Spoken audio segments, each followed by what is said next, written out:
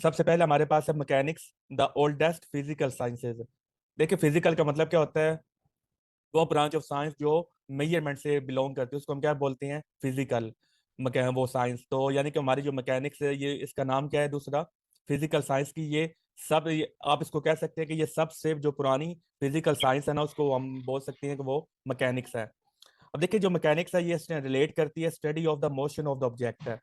तो the calculation of the path of a baseball और of a space probe sent to Mars is among its problem. अब देख सकते हैं कि यहाँ पर आप छोटे ऑब्जेक्ट से लेकर बहुत बड़े ऑब्जेक्ट तक जो मोशन होती है वो कहाँ पे डील हम करते हैं? मैकेनिक्स में।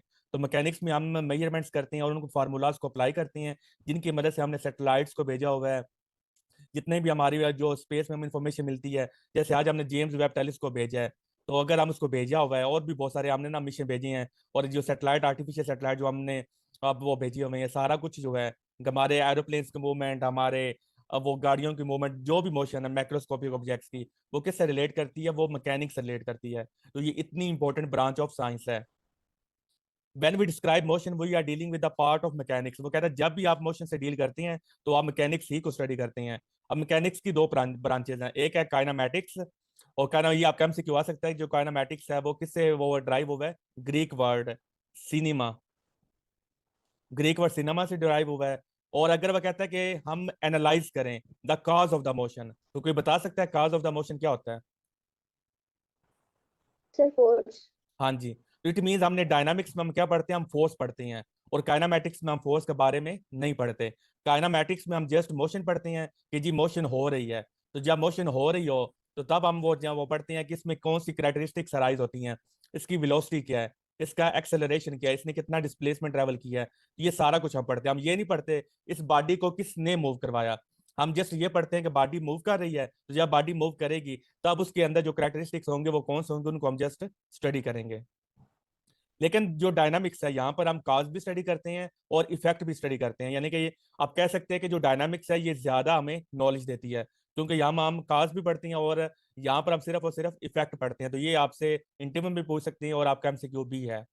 Vectors are the quantities that have both magnitude and direction and that follow a certain set of mathematical rules for processes such as addition and multiplication। अब देखिए ये वेक्टर की कंप्लीट डेफिनेशन है। तो ये आप डेफिनेशन आप इंटरव्यू में अगर आप सुनाएंगे तो आपका जो इंटरव्यूअर होगा वो ज्यादा इंप्रेस होगा, बजाय कि आप सिर्फ वो ये बोलें कि those quantities which have magnitude and direction are called vectors. तो ये बच्चों वाली डेफिनेशन जहां पर आप बोलेंगे कि मैग्नीट्यूड और डायरेक्शन दोनों होंगे, दोनों को वेक्टर बोलेंगे। आप देख सकते हैं जो हमारी करंट होती है, करंट के पास डायरेक्शन होती है, लेकिन फिर भी करंट हम स्केलर ही ट्रीट करते हैं छोटी बुक्स में, और हाई लेवल में उसको हम क्या कहते हैं? टेंसर कहते हैं। इसी तरह जो प्रेशर है उसके पास भी डायरेक्शन है और मैग्नीट्यूड दोनों है। तो छोटी बुक्स में हम प्रेशर को स्केलर ले लेते हैं, लेकिन हायर बुक्स में हमारा प्रेशर क्या होता है? हमारा वो टेंसर क्वांटिटी होता है। तो इट मीन्स जो हम कहते हैं कि those quantities which have magnitude and direction, तो ये कंप्लीट डेफिनेशन वेक्टर की नहीं है। छोटी बुक्स में हम जस्ट इतना बता देते हैं ताकि हमने बच्चों को पढ़ाना है, उनकी हमने इंट्रोडक्शन करवाना है, तो उनको इसलिए हम सिंपल वो छोटा सा हम बता सकते हैं। लेकिन जब हम हायर एडवांस लेवल में जाते हैं तो हम देखते हैं कि बहुत सारी ऐसी क्वांटिटीज मौजूद हैं जिनकी मैग्नीट्यूड भी होती है और जिनकी डायरेक्शन भी होती है, इसके बावजूद वो वेक्टर्स नहीं होती। वेक्टर्स होने के लिए उनको क्या करना पड़ेगा? Certain set of mathematical rules को फॉलो करना होगा। लाइक आपने पढ़ा था हेड टू टेल रूल, तो ये वेक्टर का लॉ है। पैरेललोग्राम हो गया, ट्राइंगुलर लॉ हो गया, ये जो सारे जो लॉज है वेक्टर के, उनको फॉलो भी करना चाहिए। तो हम देख सकते हैं जो करंट और प्रेशर इन लॉज को फॉलो नहीं करता। हालांकि डायरेक्शन भी है, मैग्नीट्यूड भी है, लेकिन ये जो वेक्टर लॉज है, जैसे कि मैंने आपको बताया, head to tail rule, parallelogram, triangular method, ये इनको फॉलो नहीं करता, तो लिहाजा इनको हम वेक्टर्स नहीं बोल सकते।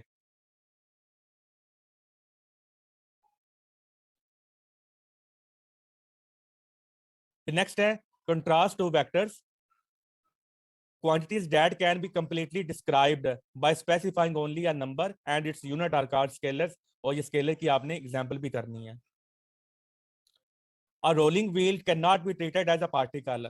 जो रोलिंग व्हील है उसको आप पार्टिकल कंसीडर नहीं कर सकते, क्योंकि हमने ना मैकेनिक्स में हम जो जब हमने वो न्यूमेरिकल को हमने सॉल्व करना था तो हम उसको पॉइंट पार्टिकल हम कंसीडर कर लेते हैं एफ बी डायग्राम में, फ्रीली बॉडी डायग्राम में। तो वो कहता है जो रोलिंग बॉडी है उसको आप, या रोलिंग व्हील है उसको आप एज अ पार्टिकल कंसीडर नहीं कर सकते, because a point on its rim moves differently from a point on its axle. तो यानी कि जो जब रोल करता है व्हील, तो रोलिंग में क्या होता है कि हर पॉइंट सेम वेलोसिटी से मूव नहीं करता। तो जब हर पॉइंट सेम वेलोसिटी से मूव नहीं करेगा तो फिर आप उसको एज अ पार्टिकल कंसीडर नहीं कर सकते। एज अ पार्टिकल आपने उसको तभी कंसीडर करना है जब उसका ईच एंड एवरी पॉइंट वो सारी सेम वेलोसिटी से आप वो मूव कर रहे हो, तब आप उस मैक्रोस्कोपिक बॉडी को आप एज अ पार्टिकल कंसीडर कर सकते हैं for the simplification. However a sliding wheel can be treated as a particle. तो ये आपका इंटरव्यू में भी पूछ सकते हैं और आपका एमसीक्यू भी आ सकता है पब्लिक सर्विस कमीशन के एग्जाम में।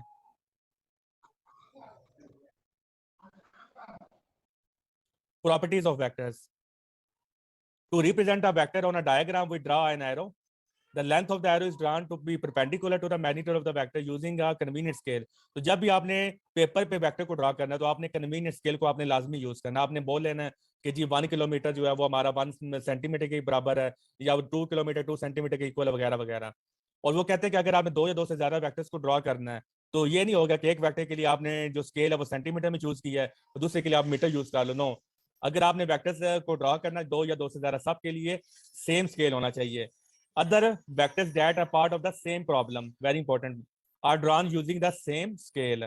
एक ही क्वेश्चन में जितने भी वेक्टर्स होंगे सब के लिए आपने स्केल को सेम यूज करना है, so that the relative sizes of the arrows are the same as the relative magnitude of the vectors. The next step, vectors are represented in this book using boldface type. तो vector को आप boldface से भी वो represent कर सकती हैं in your handwritten work. तो जब आप हैंड रिटन वर्क करती हैं तो आप वेक्टर को इस तरह लिखती हैं, तो वेक्टर की मैग्नीट्यूड को इस तरह भी लिख सकती हैं, और वही यूल तो वो कहता है कि और आप सिंपली इस तरह भी लिख सकते हैं। नेक्स्ट है component of a vector. All the magnitude A is always positive. जो मैग्नीट्यूड होती है वो हमेशा क्या होती है, वो पॉजिटिव होती है। The components A x and A y में भी पॉजिटिव और नेगेटिव। अब देखें, कंपोनेंट्स पॉजिटिव या नेगेटिव हो सकते हैं, याद रखिएगा, लेकिन जो मैग्नीट्यूड है वो हमेशा क्या होगी, पॉजिटिव। लेकिन ये जो कंपोनेंट्स बनाती हैं ए वाई ए एक्स, ये पॉजिटिव भी हो सकती हैं, नेगेटिव भी हो सकती हैं, depending on the angle phi.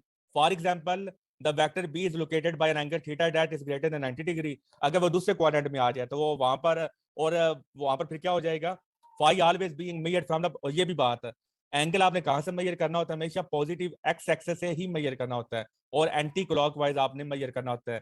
तो ये भी आपके एमसीक्यूज हैं। If we know A and phi we can find the components. तो ये हमारे पास फार्मूलाज हैं। The quadrant in which A is located and thus the value of y can be determined from the signs of ax and ay. For example, both -45 degree, अब देखिए जो 45 degree और 315 डिग्री and 135 degree have the tangents equal to -1। तो ये जो angles हैं इन पे आंसर क्या आएगा, जो टेंजेंट होगा यानी tan का आंसर क्या आएगा, हमेशा -1 आएगा। -45, 315 या 135। तो ए वाई और ए एक्सिस को हम क्या बोलते हैं, टेंजेंट बोलते हैं या टैन थीटा बोलते हैं। तो इसका आंसर क्या आएगा, हमेशा -1। चाहे एंगल -45 डिग्री हो, एंगल आपका 315 डिग्री हो या 135, इन तीनों एंगल्स के लिए टेंजेंट हमारा हमेशा -1 के इक्वल होगा।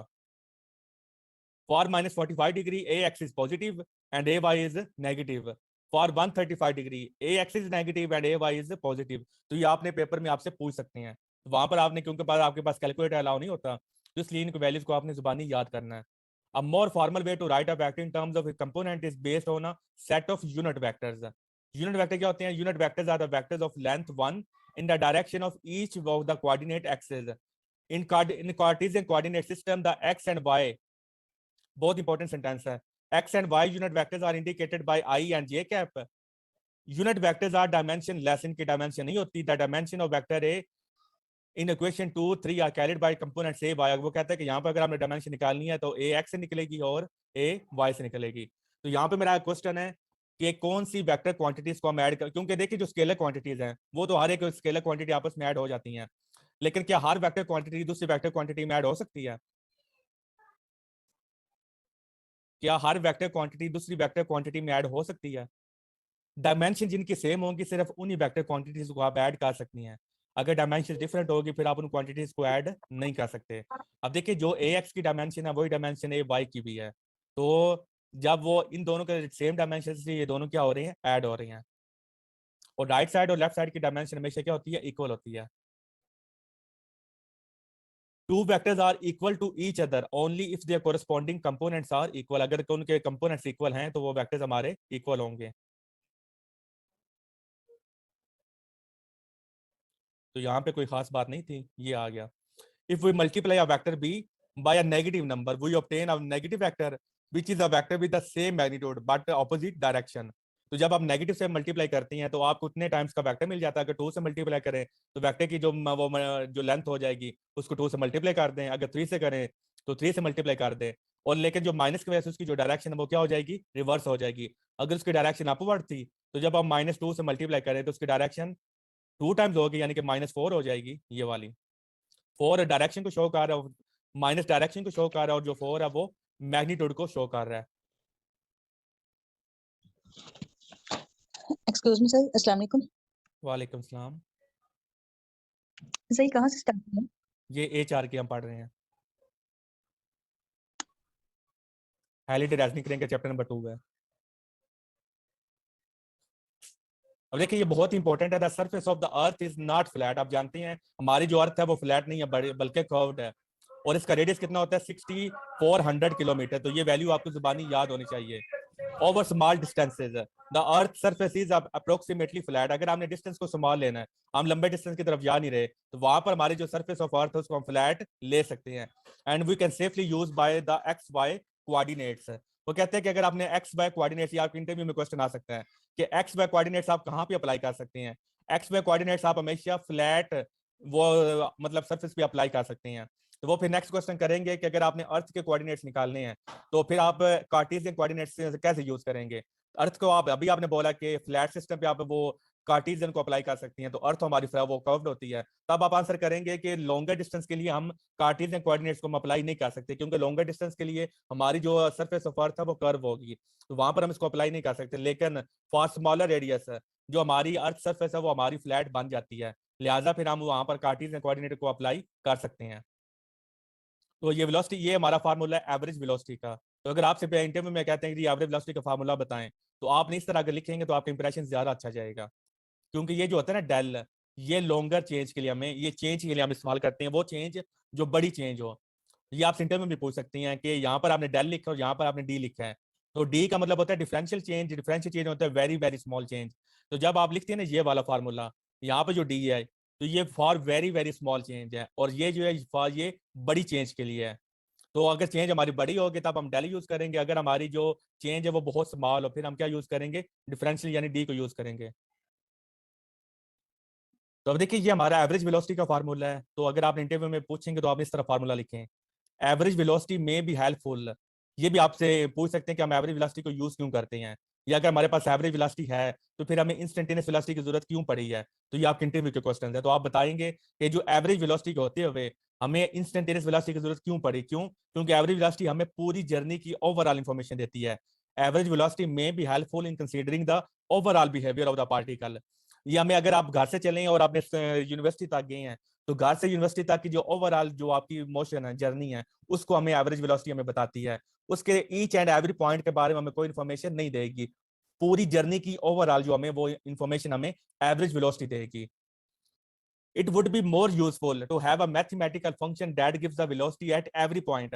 अगर मैं आपसे पूछ लूं कि यहाँ पर अगर आपका ये घर है और ये आपकी यूनिवर्सिटी है, लेकिन मैं आपसे वेलोसिटी यहाँ पे पूछ लूं, अब ज़ाहिर है यहाँ पर आप एवरेज वेलोसिटी यूज नहीं कर सकते, क्योंकि एवरेज वेलोसिटी ने आपको घर से लेकर यूनिवर्सिटी तक इन्फॉर्मेशन देनी है टोटल। तो लेकिन एक पॉइंट की मैं आपसे सिर्फ वेलोसिटी पूछ रहा हूं, मैं कह रहा हूँ कि अभी जब आप अभी जहां पर आप मौजूद है यहाँ पर आपकी कितनी वेलोसिटी है, तो तब आप एवरेज वेलोसिटी वहां पर आपको कोई इन्फॉर्मेशन नहीं दे सकती। तो इसलिए फिर हमें कौन सा टर्म यूज करनी पड़ी, इंस्टेंटेनियस वेलोसिटी की। तो इंस्टेंटेनियस वेलोसिटी हमें ईच एंड एवरी पॉइंट की हमें इन्फॉर्मेशन देती है। तो जब भी हम वेलोसिटी के बारे में बात करते हैं तो हम किसकी बात कर रहे होती है, हम इंस्टेंटेनियस वेलोसिटी की बात कर रहे होती हैं, क्योंकि एवरेज वेलोसिटी हमें पूरी जर्नी की इन्फॉर्मेशन देता है। तो नॉर्मली जो हम वेलोसिटी यूज करते हैं वो कौन सी वेलोसिटी होती है, हमारी इंस्टेंटेनियस वेलोसिटी होती है। तो कहते हैं when we use the term velocity we mean the instantaneous velocity. और इंस्टेंटेनियस वेलोसिटी आप देखिए इतनी आपको शॉर्ट लेनी है कि जो डेल्टा टी है वो अप्रोच करना चाहिए जीरो को। डेल्टा टी जीरो नहीं होना चाहिए, ये बात याद रखना है।